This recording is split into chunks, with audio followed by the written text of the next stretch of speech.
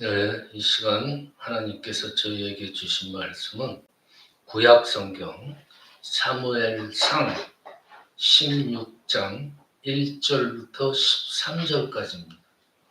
구약 성경 433페이지.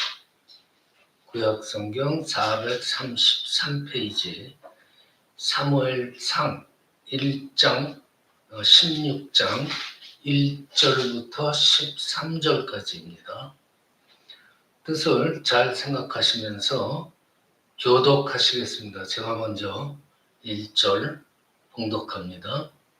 여호와께서 사무엘에게 이르시되 내가 이미 사울을 버려 이스라엘 왕이 되지 못하게 하였거늘 내가 그를 위하여 언제까지 슬퍼하겠느냐. 너는 뿔에 기름을 채워가지고 가라.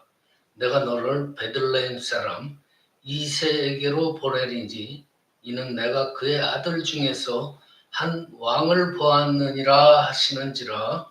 사무엘이 이르되 내가 어찌 갈 수 있으리까. 사울이 들으면 나를 죽이리이다 하니 여호와께서 이르시되 너는 암송아지를 끌고 가서 말하기를 내가 여호와께 제사를 드리러 왔다 하고 이새를 제사에 청하라. 내가 내게 행할 일을 가르치리니 내가 내게 알게 하는 자에게 나를 위하여 기름을 부을지니라. 사무엘이 여호와의 말씀대로 행하여 베들레헴에 이르매 성읍 장로들이 떨며 그를 영접하여 이르되 평강을 위하여 오시나이까. 이르되 평강을 위함이니라. 내가 여호와께 제사하러 왔으니 스스로 성결하게 하고 와서 나와 함께 제사하자 하고 이새와 그의 아들들을 성결하게 하고 제사에 청하니라. 그들이 오매 사무엘이 엘리압을 보고 마음에 이르기를 여호와의 기름 부으실 자가 과연 주님 앞에 있도다 하였더니 여호와께서 사무엘에게 이르시되 그의 용모와 키를 보지 말라.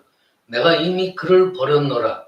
내가 보는 것은 사람과 같지 아니하니 사람은 외모를 보거니와 나 여호와는 중심을 보느니라 하시더라. 이새가 아미나답을 불러 사무엘 앞에 지나가게 하매 사무엘이 이르되 이도 여호와께서 택하지 아니하셨느니라 하니 이새가 산마로 지나게 하매 사무엘이 이르되 이도 여호와께서 택하지 아니하셨느니라 하니라. 이새가 그의 아들 일곱을 다 사무엘 앞으로 지나가게 하사 사무엘이 이새에게 이르되 여호와께서 이들을 택하지 아니하셨느니라 하고 또 사무엘이 이새에게 이르되 내 아들들이 다 여기 있느냐. 이새가 이르되 아직 막내가 남았는데 그는 양을 지키나이다. 사무엘이 이새에게 이르되 사람을 보내어 그를 데려오라. 그가 여기 오기까지는 우리가 식사 자리에 앉지 아니하겠노라. 이에 사람을 보내어 그를 데려오매 그의 빛이 붉고 눈이 빼어나고 얼굴이 아름답더라. 여호와께서 이르시되 이가 그니 일어나 기름을 부으라 하시는지라. 함께 하십니다. 사무엘이 기름불 병을 가졌다가 그의 형제 중에서 그에게 부었더니 이날 이후로 다윗이 여호와의 영에 크게 감동되니라. 사무엘이 떠나서 라마로 가니라. 아멘. 예. 오늘 말씀의 제목은 사람들의 외모와 그 사람의 중심에 대한 말씀을 함께 나누겠습니다. 교회에 다니지 않는 분들도 이 다윗 왕에 관해서는 다들 알고 있어요. 아주 유명한 인물이죠. 그에 관한 이야기가 이제 사무엘상 16장부터 마지막 31장까지 그리고 사무엘하까지 1장부터 마지막 24장까지 쭉 이어집니다. 그리고 또 열왕기상 1장과 2장에까지 이어지고 그의 죽음이 다뤄지고 있죠. 그러니까 이 얘기는 이 구약이 많은 분량으로 이 다윗을 다루고 있어요. 그리고 시편을 봐도 그 다윗 이름으로 그 쓰여지고 전승된 것이 많아요. 이처럼 다윗은 신앙인이나 비신앙인이나 한테서 아주 유명한 인물이에요. 헤브론에서 7년을 다스렸어요. 다윗이. 그리고 예루살렘에서는 무려 33년을 다스렸어요.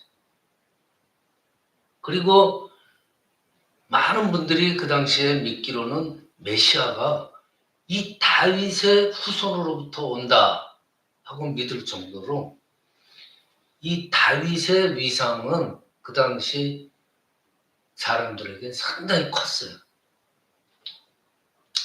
여러분들 다 아시는 그 다윗을 유명하게 만든 일화가 있잖아요. 왕이 되기 전에 다윗이 목동이었어요. 근데 목동이었을 때 돌멩이 하나 가지고 그 당시에 아주 유명하고 아주 특출나다는 그 골리앗이란 장수를 돌멩이 하나 가지고 짱 돌멩이 하나 가지고 싸워서 제압을 해요. 이겼어요. 이 골리앗하고 싸움이 있기 전에 목동이었다 그랬죠. 이 목동 다윗은 사무엘 선지자에 의해서 다음 사대에 지금 미래의 왕으로 선전돼요. 그 이야기가 오늘 본문이에요. 오늘 말씀 본문이에요. 오늘 말씀 본문을 보면은 중요한 거는 7절이에요. 7절. 그렇죠? 자, 사람의 외모는 눈에 보이고 손에 잡혀요. 근데 사람의 중심, 손에 잡히지 않죠. 여러분들, 이게 왜 맞는 말이냐면 옛부터 전해오는 우리나라 속담 말에도 있어요. 10길 물속은 알 수 있어도 한 길 사람 마음속은 모른다고 그랬어요. 그러니까 외모는 손에 잡혀요. 눈에 보이고. 근데 그 사람 마음은 도저히 우리가 알 수가 없다는 거예요. 그 사람 자신밖에 모르는 거예요. 영어 성경에서는 이 중심이라는 거를 허트로 번역이 되어 있어요. 그리고 루터 성경이라든지 다른 걸 헬츠라고 그래서 있어요. 근데 우리말 성경을 보면은 심장으로 안 해요. 중심으로 번역이 되어 있어요. 그러니까 어떻게 보면 이 번역이 맞는 거예요. 본문에서 알다시피 심장, 이 퉁퉁거리는 이 심장 말하는 게 아니잖아요. 허트 말하는 게 아니잖아요. 그러니까 우리말 성경의 번역이 제대로 됐다는 거예요. 중심. 그러니까 저 사람은 중심이 아주 단단해. 저 사람 중심이 아주 대단해. 이 말은 뭐예요? 주변에 흔들리지 않고 중심이 단단하다기보다는 건강하다는 말이 칭찬의 의미가 더 많이 있는 거예요. 저 사람은 중심이 단단해. 근데 자기 중심을 이렇게 건전하고 단단하게 가지면서 살기가 과연 쉬울까? 쉽지 않아요. 그리고 중심이 흔들리지 않는다 하고 칭찬을 받는 사람일지라도 모두가 건전한 정신과 육체와 건강한 사람이라고 말할 수는 없어요. 보세요. 독재자들을 여러분들 많이 알잖아요. 이 사람들 절대로 흔들리지 않아요. 중심이 딱 있어요. 자기 고집대로 나가잖아요. 그러니까 독재자라는 말이 붙는 거예요. 고집불통이죠. 정신 좀 이상한 사람들. 중심이 단단해요. 자기가 생각한 자기 정신대로 살아가니까 절대로 움직이질 않아요. 병원에 가서 치료를 받아도 움직이기가 쉽지 않아요. 왜냐? 자기는 완전히 그 비현실적인 세계에 묻혀가지고 그 속에서 살기 때문에 중심이 단단해요, 그 사람들. 자, 그러니까 중심이 단단하다고 보인다 그래도 건강치 않은 사람들이 있다는 얘기예요. 그러면은 하나님, 여호와께서 중요하게 보신다는 그 중심이라는 단어의 뜻은 뭐냐? 13절에 보면은 오늘 그 얘기가 대답을 찾을 수가 있어요. 사무엘이 이새의 막내 아들 면접을 볼 필요가 없어서 그냥 들에서 양을 돌보고 있었어요. 면접 보는 시간인데 막내 아들. 근데 졸지에 오라고 불림을 받잖아요. 그리고 다윗에게 기름을 붓자 그 이후로 다윗이 여호와의 영에 크게 감동되었다 그래요. 중심을 보고 꼭 대화를 하거나 인터뷰를 면접을 해야지 중심을 본다는 게 아니에요. 하나님 뭐예요? 영이시잖아요. 어떤 사람을 통해서도 그 영을 보게 만들고 중심을 보게 만들어요. 그러니까 사무엘이 그 막내 아들 데리고 와라. 그 아들들 면접 보려고 쫙 있는데 아들들 다 제끼고 안 보이는 아들, 막내 아들을 데리고 오라. 그러고서 기름을 붓. 그 사람이 누구냐? 바로 다윗이. 그러면 여호와의 영, 이 영에 감동되었다. 다윗이 감동되었다 그랬어요. 그 이후로. 그건 무슨 뜻이에요? 기도하고 싶은 마음이 갑자기 들거나 찬송을 부르고 싶은 마음이 분명히 들겠죠. 여호와의 영에 감동을 받았으니까. 그냥 자랑할 게 하나도 없어도 내 주변에 자랑할 게 하나도 없어서 여호와의 영에 감동이 됐기 때문에 거기에 사로잡히는 거예요. 그러니까 하나님 하나만으로도 내 삶에 만족을 느끼게 하고 그런 경험을 한다는 거예요. 그게 하나님의 영에 감동되었다는 말 뜻일 거예요. 그 다 맞는 얘기죠. 근데 여호와의 영으로 감동되었다고 해서 그 사람의 삶에서 실수가 없거나 시행착오가 없거나 삶에 살다가 어떤 허무적인 상황이 떨어지지 않는다는 말이 아니에요.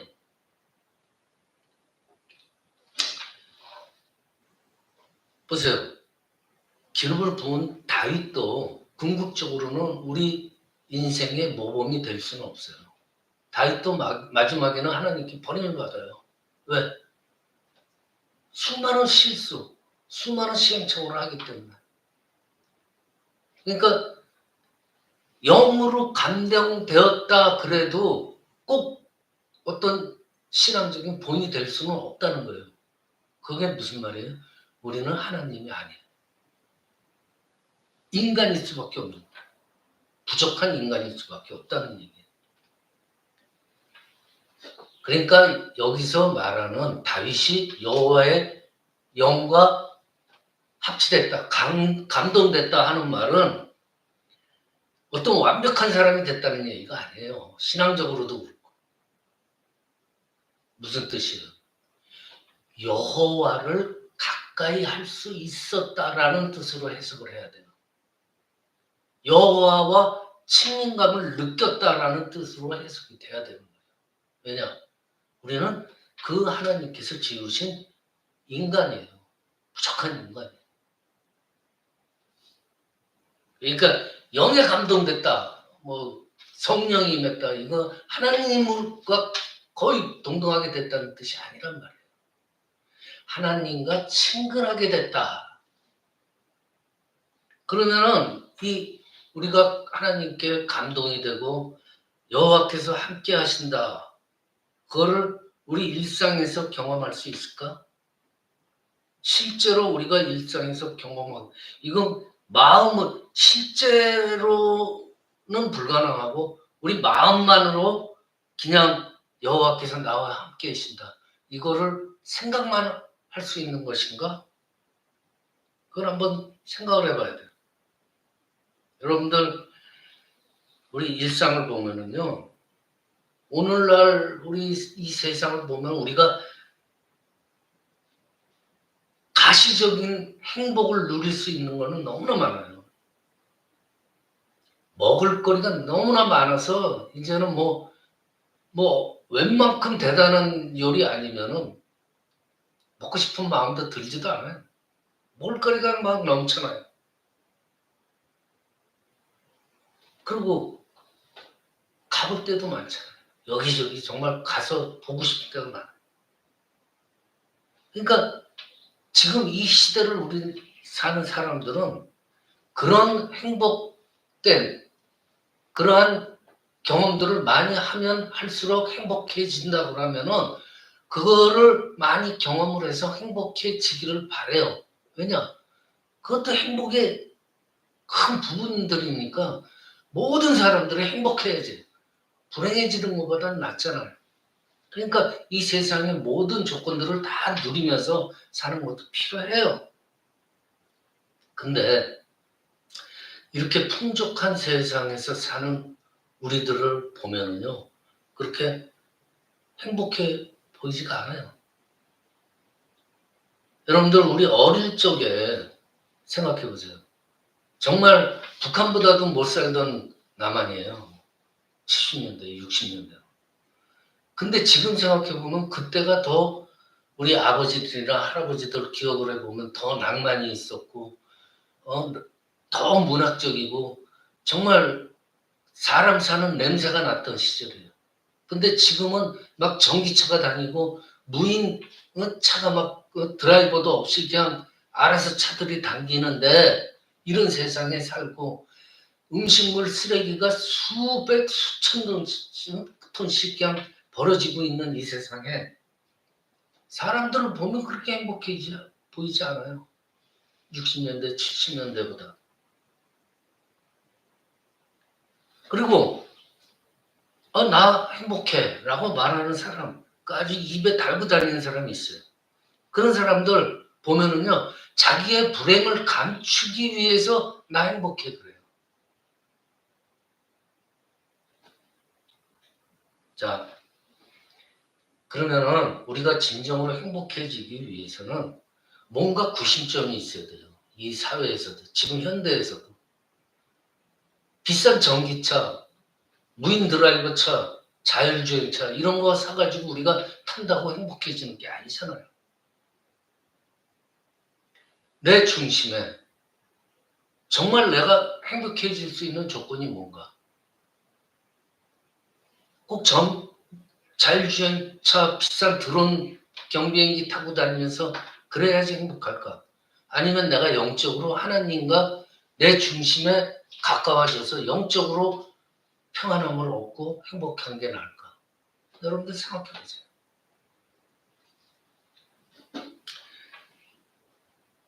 시편 23편 이걸 다윗의 시라고 할 정도로 다윗의 대표적인 그 시예요. 거기 뭐라 그래요?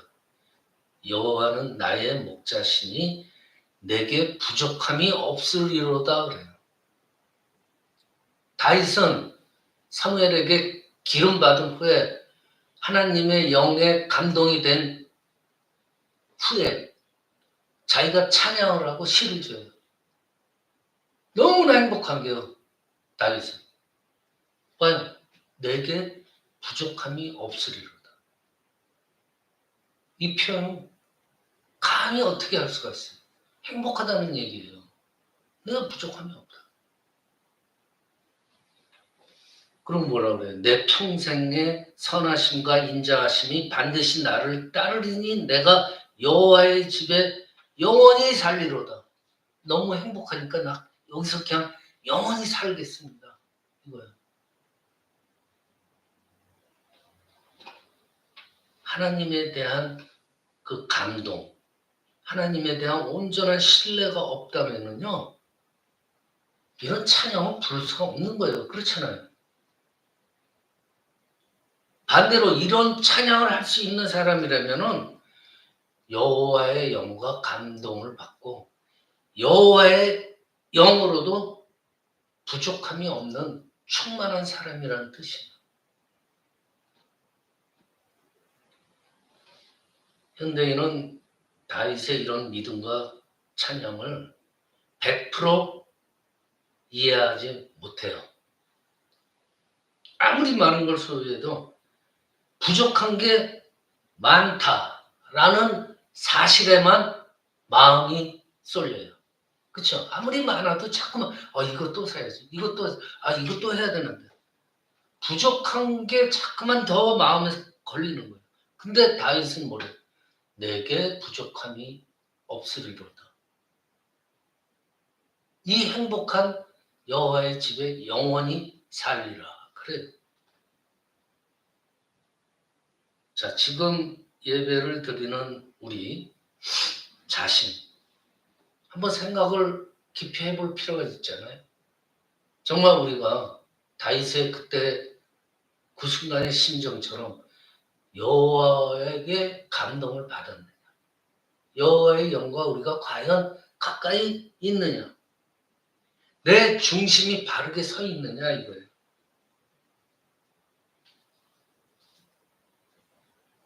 내가 여호와의 영에 감동이 되고 여호와의 관심이 있다면요, 일단 겉으로 드러나는 게 간단하겠죠. 정말 그분한테 기도하고 싶어져요. 그리고 그분을 더 알고 싶어요. 그러니까 성경을 자꾸만 더 읽고 그 성경에 대한 설명을 듣고 싶고 말씀을 듣고 싶어지는 거예요. 그렇죠? 그리고 예배를 자꾸만 들어주고 싶은 거예요. 이게 겉으로 드러나는 첫 번째 징조예요. 이게 형식적으로 경건 생활에 열심을 내야 됩니다 이런 뜻이 아니에요. 영에 감동된 사람들은 여호와의 관계를 친밀하게 맺고 싶어진다는 거예요. 그게 그런 행동들로 나오는 거예요. 그러면서 우리가 여호와 영과 가까워지고 내 중심이, 하나님 보시기에 내 중심이 정말 믿음으로 신앙으로 차 있다면은 바로 그게 뭐예요? 자유예요. 영원히 자유로운 사람들 뭐 세상적으로 얘기하죠. 뭐 예술가들 뭐 산에 올라가서 뭐 명상 이런 사람들은 영이 자유스러운 게 아니에요. 그 사람들은 다른 어떤 목적을 가지고 하는 거죠. 그렇지만 우리들은 하나님의 영과 가까워지면은 영이 자유스러워져요. 그 영이 자유스러워지면 뭐가 따라와요? 평온해진다는 거예요. 그래서 하나님의 평강이라는 말이 있는 거예요. 하나님께서 주시는 평온함, 평강. 그래서 우리가 하나님을 믿게 되면은, 가까이 되면은 평강을 얻을 수가 있다는 그런 얘기가 나오는 거예요. 반대로 영이 자유스러운 사람만이 하나님의 평화를 받을 수가 있는 거예요. 근데 영이 자유스러울 수 있으려면 어떻게 됩니까? 하나님과 가까이 돼서. 여러분들, 우리가 느끼는 불안, 두려움, 이게 어디서 나오는지 알아요? 하나님과 분리됐을 때는 인간은 본능적으로 불안, 그런 것들을 받을 수가 있다는 거예요. 그게 인간의 본성이래요. 근데 신앙적인 그런 걸 모르고 내가 왜 불안하지? 내가 왜 두렵지? 정신과는 계속 병원만 다녀요. 아무 소용없어요. 치료가 안 돼요. 인간은 하나님과 떨어지게 되면 병을 앓게 돼 있는 거예요. 본능적으로. 그럼 망가지는 거예요. 사람.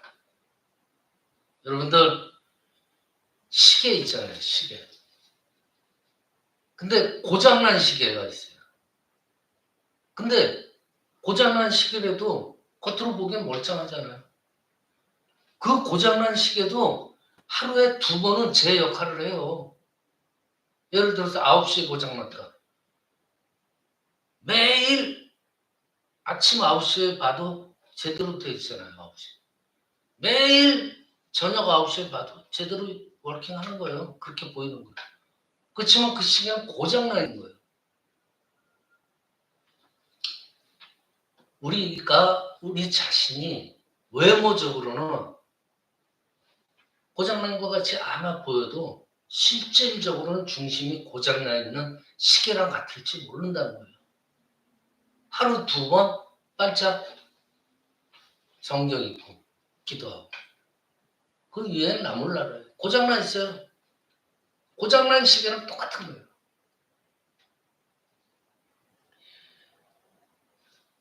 우리 현대인들은요, 무엇이든지 자기가 마음먹은 대로 할 수 있다고 여기지만요, 잘 들여다보세요. 이 세상 돌아가는 원리를. 우리는 노예로 지금 살아가고 있어요. 이 세상에. 그리고 지금 뭐 K-팝, 뭐 K-문화, 한국문화 이러면서 문화가 막 우리를 자리 잡고 우리를 지배하려고 해도 봐보세요. 우리가 거기에 노예로 지금 살고 있는 거 아니에요. 아까도 얘기했지만 지금 세상은 너무나 많은 거를 우리가 소유하고 있어요. 근데 자유롭지도 않고 보세요. 세계 곳곳에서 전쟁을 평화롭지도 않아요. 그런데 더 큰 문제는 뭐냐면 그러한 문제적인 현상들을 보고 문제라고 생각을 못하는 게 우리가 문제라는 거예요. 심각한데 지금. 그게 뭐예요? 고장난 명품 시계를 차고선 허허 그러면서 자기 만족하고 살고 있는 거랑 똑같은 거예요. 이것이 오늘 우리의 현실이라는 거예요. 중심을 바로 잡아야 되는 거예요. 외모, 외적인 거, 세상 물질 다 필요 없다는 거예요. 오늘 성경 본문에서는 구체적으로 얘기해요. 외모와 키까지 보지 마요. 키. 그 당시에도 키 작은 사람들이 좀 어떤 그걸 열등감을 가졌는지 성경에 아주 외모와 키를 보지 말라고. 제가 청소년기 때는 키 때문에 많은 그 갈등을 겪고 그게 수십 년을 제가 고생을 한 사람인데 신앙을 갖고 나서부터는 자유스러워졌어요. 근데 그때 내가 키 때문에 고민할 때 봤어요. 이렇게 좀 키 크고 멋있어 보이는 애랑 키를 대보면 요만큼 차이예요. 근데 그게 사실 크게 외모를 좌지우지하나 봐요. 요만큼 차이거든요. 내 발에 종아리가 요만큼만 더 길었어도 그렇게 열등감을 갖고 살진 않았을 거예요. 요만큼 차이가 무슨 큰 차이라고 사람을 외모를 보고 판단을 하냔 말이에요. 말씀을 마칩니다. 여호와의 영에 온전하게 사로잡힌 사람은 오늘 본문에 나온 다윗일까요? 다윗도 맞지만은 완벽하게 사로잡힌 이 사람이 있어요. 영으로, 육체로 이 세상에 온 예수 그리스도예요. 다윗이라는 사람은요, 예수 그리스도를 가리키는 예표일 뿐이에요. 예수님께서는 하나님을 갖다가 아빠, 아버지 그러면서 완전히 하나 된 그런 걸 우리들에게 보여주셨어요. 인류 역사에서요, 어떠한 신적인 존재건 그 누구도 그런 영적인 인식과 경험의 깊이로 들어가지 못했어요. 하나님과 완전 합일치가 된 사람이 없었다는 거예요. 예수님 한 분밖에 없다는 거예요. 그 이유는 예수님 이후로 살고 있는 우리, 이제 그분을 향한 우리의 믿음만이, 예수님에 대한 믿음만이 이제는 하나님께서 의롭다고 인정하시는 거예요. 예수님을 믿는 그 믿음의 우리들의 중심만을 보고서 하나님께서 우리 보고 의롭다함을 이루시는 받는다는 얘기란 말이에요. 그러니까 하나님께서 의롭다라고 인정하시는 그 중심임을 믿으시는 저와 여러분이 되시기를 이 시간 축원합니다.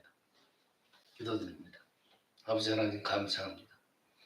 하나님만이 우리를 사랑하실 수 있는 분이시고 그분만이 우리 영혼의 위로가 되고 그분의 사랑을 통해서만 우리는 다른 사람도 사랑할 능력을 선물로 받음을 믿습니다. 예수님 이후로 살고 있는 우리들, 이제 그분을 향한 우리의 믿음만이 하나님께서 사람을 의롭다고 인정하시는 중심임을 믿는 저희로 인도하여 주시옵소서.